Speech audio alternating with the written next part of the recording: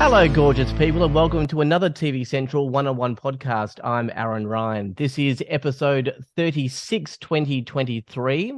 Well, rather than do elimination episodes for LEGO Masters, I thought we might focus on challenge winners. On Tuesday night, Andrew and Damian were successful with, of all things, a gym junkie rat. Such an imaginative design. Damian and Andrew, thank you for joining me at TV Central.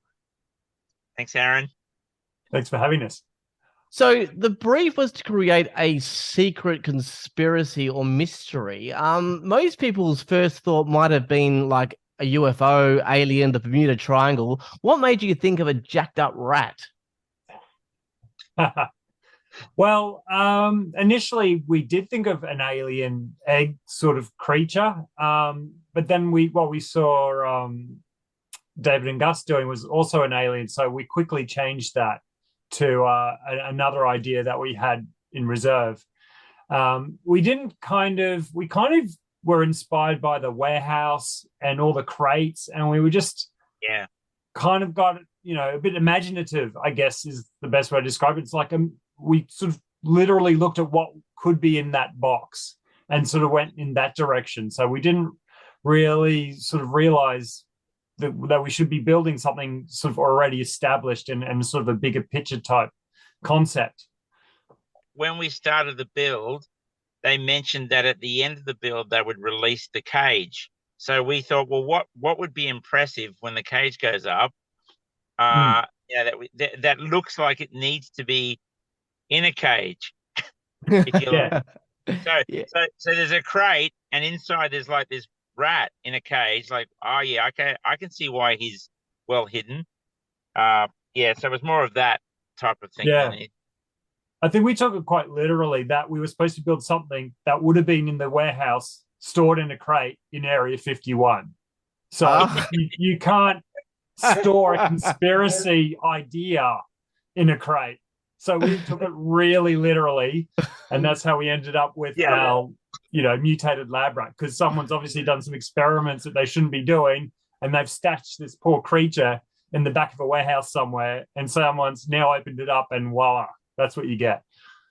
That literally is Hamish mentioned, we have to ask, the IV drip did seem to be going up the rat's back passage. Well, whose idea was that?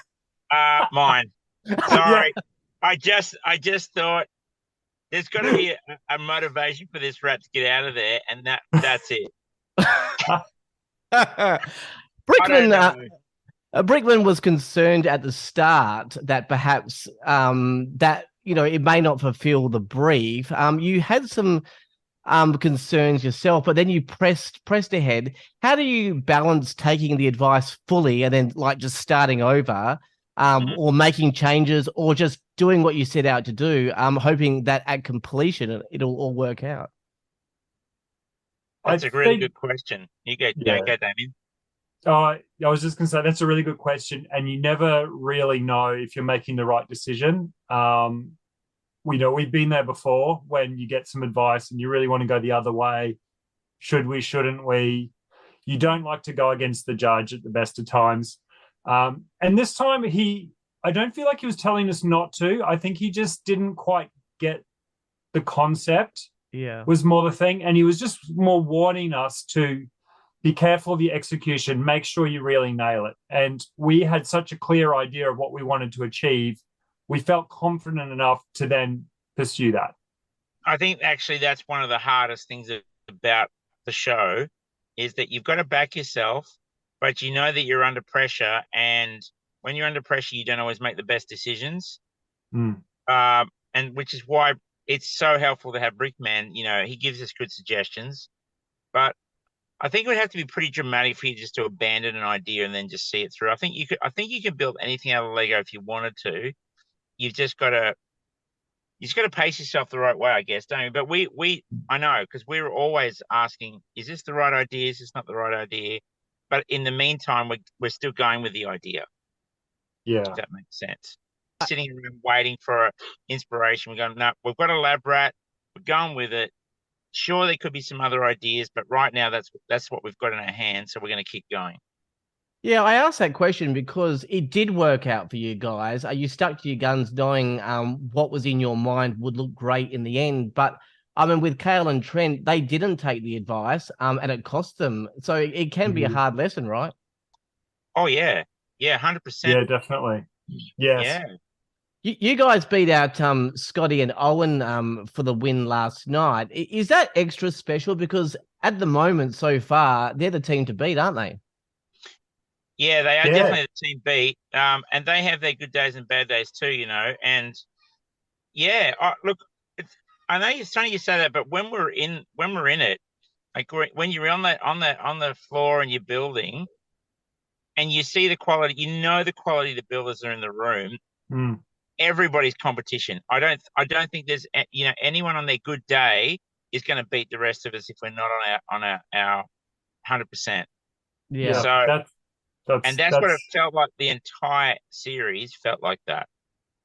Yeah, absolutely. Like, good wasn't good enough. You had to be great, and I think Brickman's said that or has relayed that in some way. But definitely, like, you can even not do anything wrong and still not be good enough because someone else just absolutely had the best idea and killed it. And more often than not, Scotty and Owen are one of those teams that do that.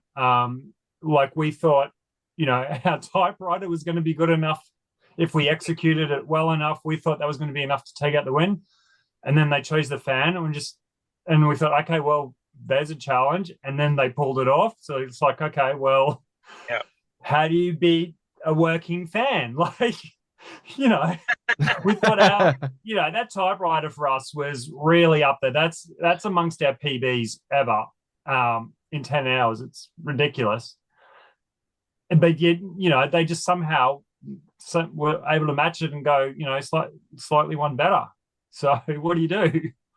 Well, the previous episode was the vertical rise. So you had a rocket man, very weighty. Yeah. It didn't make the climb. Did you just misjudge the weight? What happened there? That challenge, I can speak for everybody who was on that in the episode, was the hardest thing we've ever done, and I think they said that on the episode. At the beginning, none of us even thought we could do it. So everything that worked was a bonus. But in the end, you're right. Like, if you had asked me how much weight can I put on this thing, I wouldn't know. So, Damian was building a really cool rocket man, which looked great. But then when we tried it onto the device, we realized it's not going to make it because it was too heavy. Yeah. It's one of those things. Well, Andrew's been a little bit modest. He actually built the initial mechanism, and you got it up and running, I think, maybe an hour and a half, like the first prototype. And then we thought, great, well, let's build a stronger one so we can, build a bigger character and have more presence and really make it shine. Unfortunately, the design didn't translate to being upsized and upscaled. Like the weight and the torque were all wrong, and it just couldn't do it. And in the end, we spent too much time trying to upgrade it, and then we only had about an hour to fall back on our original because we kept it, fortunately. Otherwise, we would have had nothing. And we just had to scrap something together. So what you saw was about an hour and a half build in the end. And although it worked initially, obviously that one didn't have enough testing, and we didn't stress test it enough. And that's how we ended up there. On a sort of a different tangent, Damian, within the first 3 episodes, Hamish was obviously spelling your name on the leaderboard wrong all the time. just for the people that aren't aware, what's the backstory with that? All right, well, you're getting the inside scoop here. It was, well, I'm not sure if it was on purpose. I can't say that it was, but initially came out incorrect. So I don't know if that was a genuine mistake, but I thought, oh, well, I'm just going to say something. I didn't know whether I should just let it go and tell them on the quiet, take 2, or will I fix it up later? But no, I just went, oh, look, we're all, he was asking for questions, and I stuck my hand up and I said, is that on purpose? I have 2 A's, and so they just ran with it then. And then, as you can see, he rubbed salt into the wound and just really enjoyed making a real meal of it. So but I didn't mind. It was actually a lot of fun, and it was fun to see how many ways he could stuff it up in the end, and it's been actually really engaging for audiences. So it's actually turned out to be quite a funny thing. So it's pretty cool. I think that was the second most fun thing on the show so far, because we can't forget, of course, Hamish in a merman suit. That won't that won't leave the mind. You guys were so close to being winners in season 2. What did this season mean for you? Is this one of those sort of redemption things, you want to go that one step further, or you just wanted to come back and just be part of this environment, have some fun, do what you enjoy? What was the motivation for Grandmasters? I think for us, like we love to challenge ourselves, and Grandmasters is another opportunity to challenge yourself to another level. Like we felt that we grew immensely through season 2 as builders, and then we got to that point. We thought, you know what else can we do? What can we do when they throw everything at us with the hardest competition? So for us, rather than we just want to win and get redemption, I think it was more than that. I think it was we just wanted to see what we could achieve, under that pressure. And further to that, it's a fantastic way to learn. We learned of Brickman season 2, first time round, and knowing all these excellent elite builders this time round, we thought, wow, what an opportunity to learn off our competition. And we're doing that heaps. You just learn so much in this environment. If you want to get better, and it's the best way to test yourself and improve. This season is called Grandmasters. Everything is amped up. From a viewer perspective, we can see the ante being upped. But I was just wondering, from a contestant point of view, has this season been like extra tricky? Is it more than you expected, or is it just it seems to be the time factor that's the big key? Before you might have had, for example, 25 hours, and now they say 16 hours or something like that. Yeah. Is it the time factor, or is the builds themselves actually more difficult? I think it's the challenge itself of far more difficult. Episode 1 was a good example of that. It was a hanging brick and a above and below all in one with limited time, like less time and more, skill proven competition. So it's a 3-factor proposition there. As you've had the experience before of doing this, is it more cohesive this time as a team, or can it still be frustrating if you're still not on the same page? I think we were more cohesive because we knew each other well and we knew our strengths and weaknesses. But you got to understand, we don't know what the challenges are until you see it on TV. So when they say this is the challenge, ready, set, go, we're literally running into the brick pit going, what are we going to do? And I think we saw this just on last night's episode with Joss and Henry. Brilliant builders, and halfway through the build, Joss had a blank. He just went, I don't know what to do now. And that's a real fear that everybody has. You can be the best builder that's in the room, but still have a blank. And if you have a blank and you don't build something right, you're out. Yeah, and it's genuinely it's a fear that just lives with you the whole time. Yeah, that's so true. You've just got to have a bad day, and that's it. If you have a bad day at the wrong time, see you later. Yeah. You don't even need to be that bad. You could just be okay. Doesn't even have to be bad. But at this level of competition, because everyone's delivering fantastic or unreal, you stand out as not meeting the mark. Yeah. Well, I'm going to help you guys out because you said you don't know the challenges beforehand. So let me give you a heads up for this Sunday. It's a Disney theme this Sunday, so you guys can prepare for Sunday. So no, it is a Disney special this Sunday. Is there a little morsel that you can give me to preview the episode? What's it about Disney that's happening?